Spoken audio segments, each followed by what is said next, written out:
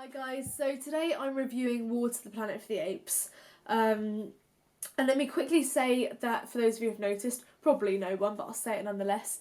The reason I have not been so current recently is because I've been quite busy. I was recently on a film set for a while in Essex, and then I had to go to Cambridge and then down to Brighton, and it's just been mad. So I'm back here now and I'm back on the regular, so expect to see more of me, folks. I'm a big Planet of the Apes fan, and it's kind of up there with like the X-Men fandom thing. I was a fan back in the Charlton Heston era.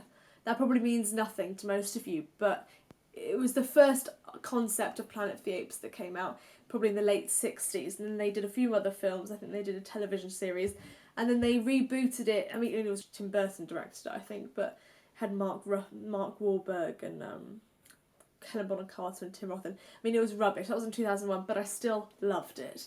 And then I even liked the Planet of the Apes reboot version that they're doing now.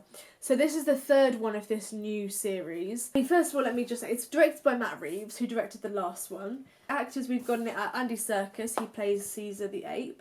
We have Woody Harrelson, which is quite cool. Steve Zahn. Judy Greer, she's also an ape. And then we have Amaya Miller, who's the young girl who's in this film. So let me just say quickly, I'm not going to explain the whole concept of Planet of the Apes because I will actually be here for a 10-minute video. So I'm kind of assuming that you guys have enough knowledge or have seen the first film, whatever, to get you by. So I'm going to kind of dive straight into it. This film is the War to the Planet of the Apes. This is when Caesar, the intelligent ape that's the head of the apes, if you like, it goes into war, essentially.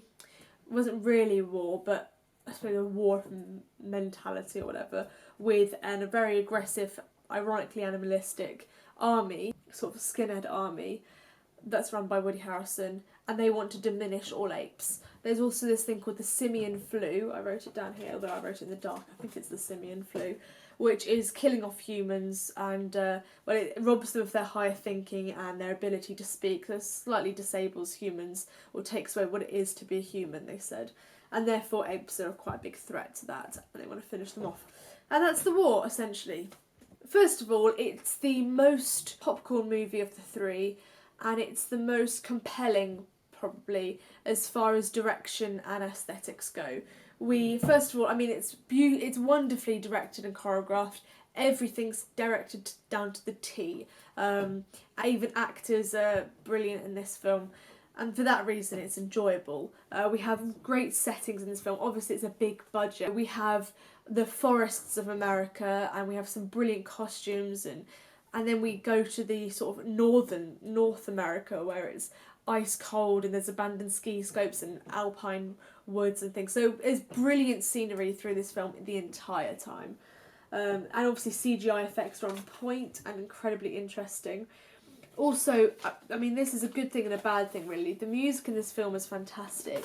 The underscore is brilliant. We have big drum music, like war music, and then we have that contrast to like piano music, and then a high-pitched sound that goes on that creates tension. I think even there's a Woody Harrelson scene, and they play a good like 70s song or something. I can't remember what it is now, but they have a great range. However, it's ridiculously overused. As a filmmaker, I think someone once told me, if you need to depend on music to direct a audience emotion, then you're not actually making a film. You should really be able to make a silent film that creates emotion, and then music and speech should be a bonus.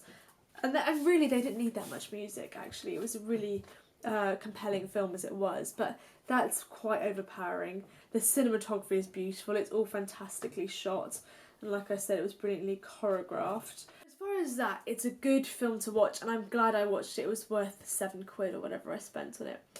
But the music was too overpowering, and as far as narrative goes, I think it's literally completely lost the plot. So the first film, Rise to the Planet of the Apes, had this brilliant, like, really interesting, intricate central plot in it. And then the second one was basically a war between humans and then apes, having a fight between the idea of killing all the humans and living in harmony with them. And really there was very little difference between Dawn, that was the last film, and War, which was the one, you know, the very current one. So Really, was it worth making? Probably not, to be honest. You could have just seen Dawn again. And in this film, I found it'd be fight, fight, fight, bombs, explosions, brilliant CGI effects, and then they'd put a sentimental monologue, sort of just to make up for the fact that there has really not been much central plot here. Now, and many people might disagree with me because I've seen the reviews and a lot of them are really good, saying that it's intelligent and inventive. I don't think it's inventive at all, really. But it's, like I said, as far as going to watch it, it's enjoyable. So go and watch it if you're interested in the journey of the Planet of the Apes reboot series. But if you want to watch it for the first time, don't. It'll just be confusing and way too much. So I'm giving that film a 7, by the way. Okay, so my written blog this week is The Beguiled. It's the new film by Sofia Coppola. A very, very different vibe from War to the Planet of the Apes, so I think 2 very different audiences. But please go check that out. It's a written review. My blog is www.bigscreen-smallscreen.weebly.com. So have a look at that and subscribe to my blog if you can, guys. That'd be awesome. And then otherwise, just share and like and tell people about it. I would super appreciate it. Thank you so much, and I will see you next week. And let me know what you guys think of the review. Cheers.